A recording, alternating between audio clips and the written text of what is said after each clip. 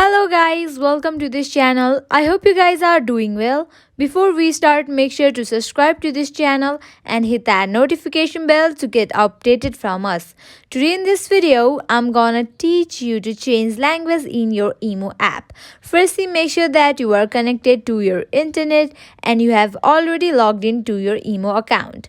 Now let's get straight into the process. This process is similar for Android and iOS device. Now you have to open your IMO app. Here we go.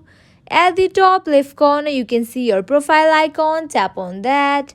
Now here your profile appears. Now here you can see different options. Go to the option settings. Tap on that. Now go to the option language. Now here you can see different language. You can select any of the language that is suitable for you and tap on save. In this way, you can easily change language in your IMO app. I hope this video will help you. At last, make sure to like, share and subscribe to this channel. Also hit that bell icon so you get notified every time we post new videos. Thank you.